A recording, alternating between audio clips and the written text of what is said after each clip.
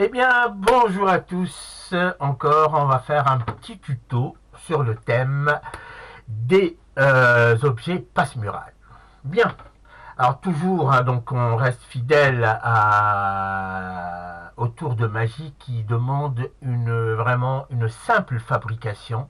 Mais je rappelle, il n'y en a pas de petit tour de magie. Ça dépend de votre présentation et vous pouvez donner une grande ampleur à un tour, mais vraiment qui ne demande pas beaucoup de technique. Bien. Alors, là aujourd'hui, je vais utiliser comme la dernière fois des cartes, des vieilles cartes. Au lieu de jeter, on fait des petits tours de magie. Bien. Là, je prends une carte à jouer, hein, et je vais plier cette carte-là transversalement en deux. Vous voyez, on obtient une carte pliée en deux comme ceci. Bien. Ça, c'est d'un côté. D'un autre côté, je prends un petit papier, hein, qui a à peu près la même dimension, et là, je vais le couvrir notre carte. Alors, ce qui donne ça. Alors, donc, exprès, j'ai couvert partiellement par là, hein, pour laisser un espace ici. Hein, ce qui est important, là, je répète, la carte est pliée de façon à avoir un espace ici pour qu'on voit l'objet passer. Et pareil pour le papier aussi, on le fait plier un peu en dessous pour que l'on puisse vraiment distinguer les gestes clairement. Bien, il va falloir utiliser un stylo. Le stylo qui va passer, je rappelle, je précise, entre la carte et le papier en même temps. Vous voyez, le stylo passe entre la carte et le papier. D'ailleurs, c'est pour ça qu'on a fait ces pliures-là. Alors, maintenant, on va procéder au tour même. Il faut une importante pression ici. Alors, voilà. Pour transpercer le tout. Vous voyez, hop. Là, on a transpercé la carte et la feuille qui l'enveloppe. Ce qui est normal quand on examine la feuille, elle est trouée, il y a un trou.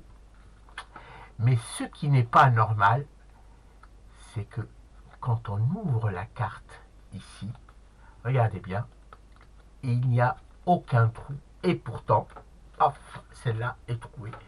Et là, ça relève du mystère.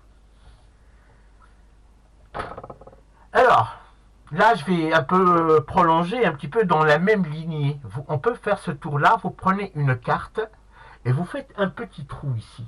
Alors, par contraste, une carte, vous faites un petit trou et pareil, vous pliez la carte en deux. Et là, vous aurez besoin d'une pièce de monnaie. Pareil. Si vous avez remarqué, la pièce, le diamètre de la pièce est largement au-dessus, plus grand que le petit trou. Ce qui fait que si on fait notre manœuvre pour faire passer la pièce, ça ne passe pas. Vous voyez, parce que tout simplement, la pièce est plus grande que le trou, à moins qu'on déchire. Regardez ce qui se passe. Là, si je refais passer la pièce, alors attends, il faut qu'elle descende, vous voyez. Là, à travers le trou, vous voyez, on va essayer de la tirer ici. Et là, elle traverse, malgré, encore une fois, que le trou est intact. Vous voyez. Et ça, pareil, ça relève de l'incompréhensible. Eh bien, on va faire l'explication. L'explication, parce que ces deux tours, finalement, sont à peu près similaires. Bon, on va commencer par le premier. Je rappelle, ce sont des classiques dans la magie, donc c'est bien de les connaître, en fait. Alors, donc, il faut une petite préparation d'abord pour les cartes. Pour les cartes, ce que le truc, c'est que j'ai fait à l'aide d'un cutter une fente ici d'environ 4 centimètres, ce qui fait que j'ai là une fente là, hop, vous la voyez ici, une fente sur la carte. Mais comme la fente est très fine, donc elle passe inaperçue. Vous voyez, là j'en ai fait une autre sur une carte ici, hop, je ne sais pas si on la voit, vous voyez, hop, une fente. Là, on peut la voir à travers, attendez, là, un papier blanc, pareil, hop, vous voyez. Bien. Et un petit papier, et le reste, le tour est joué.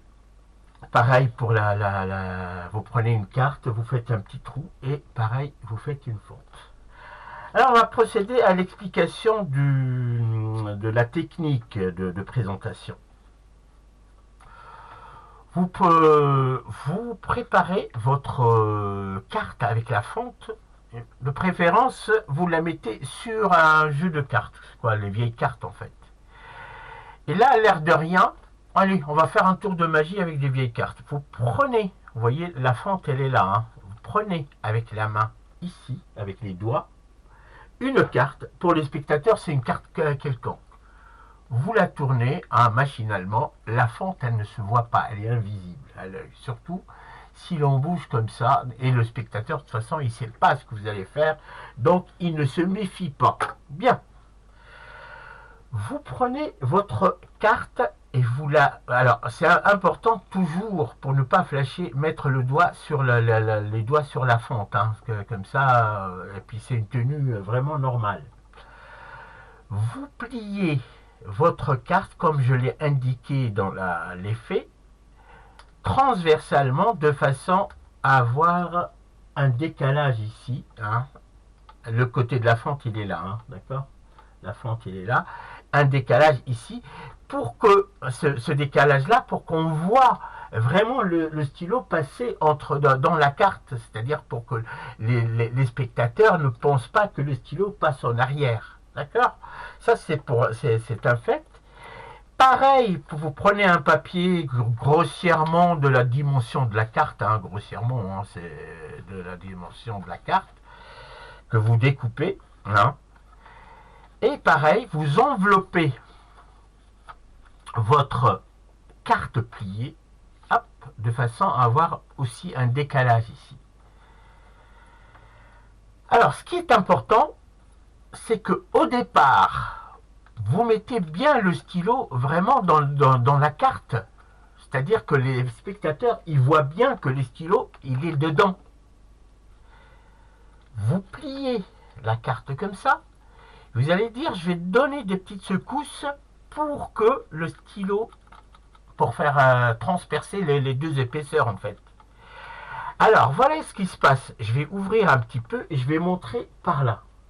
Quand je soulève mon stylo, je pousse un petit peu, vous voyez, en arrière. Je pousse en arrière le bout de la carte au-dessus de la fente, ce qui fait que la fente, elle s'ouvre naturellement. Vous voyez, elle s'ouvre naturellement. Et là, j'enfonce mon stylo, en fait, à travers la fente. Ce qui fait que là, derrière, le stylo, il va passer par l'arrière. Vous voyez, il va sortir de la carte. Il va, si je pousse, il va transpercer juste le papier blanc. Alors donc, en fait, regardez bien, hop, donc on a le papier qui enveloppe la carte, les deux pliés. Et là, je dis, je montre au spectateur, j'induis au spectateur que le stylo va bien au fond de la carte. Puis après, je soulève et je pousse en arrière. Et là, bien évidemment, hein, le spectateur ne voit pas ça. Et là, je passe le stylo à travers la fente, ce qui fait que le stylo, maintenant, il est derrière la carte. Et je tiens les deux ensemble comme ça, et je fais une pression, parce qu'il ne faut pas oublier que les deux épaisseurs demandent de la résistance.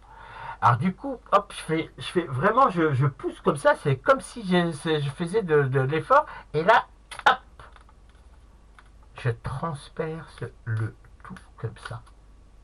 Les spectateurs ont bien vu le stylo traverser la carte et le papier.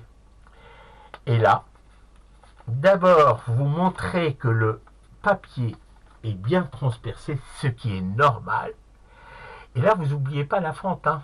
Et vous ouvrez la carte en tenant toujours pour cacher la fente.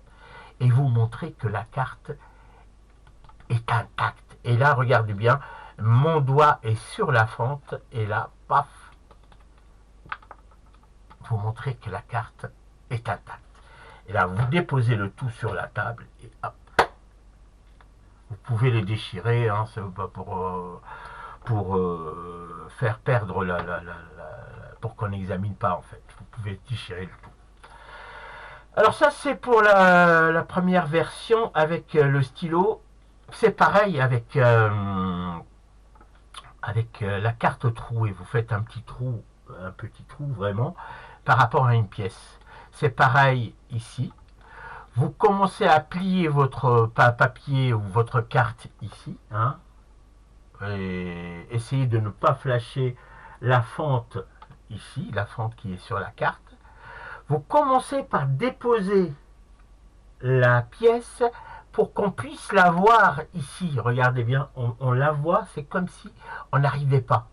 Hein, vous dites, et dans le boniment, hein, vous dites c'est parce que la pièce est plus grande que le trou, mais en fait c'est vous avez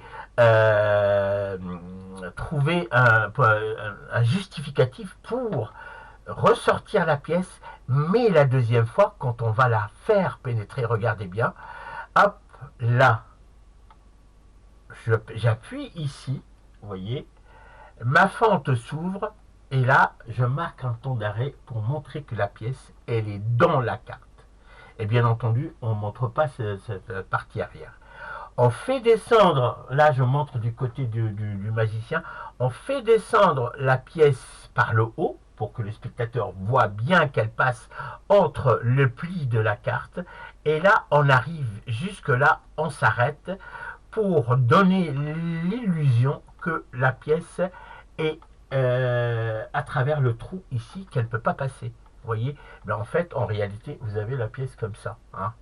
Vous marquez un temps d'arrêt en montrant que la pièce ici, c'est comme la première fois. Vous vous rappelez quand on a déposé la pièce ici, hein, les spectateurs ont bien vu que la pièce ici ne traversait pas. Alors là, on leur donne la même image, hein, pour eux. Et là, vous tenez la pièce et d'un geste, mais vraiment crispé, avec force, et vous tirez d'un coup sec, vous déposez la pièce et vous montrez que le trou est intact. Bien entendu, votre doigt doit toujours cacher la fente. Pareil, vous pouvez, paf, déchirer le tout. Et là, on n'en parle plus. Paf, circuler, il n'y en a rien à voir. Et voilà. Eh bien, je vous dis à bientôt pour une autre expérience de magie ou un autre tuto. Remarquez que j'en fais très rarement. Hein. Stop, capture.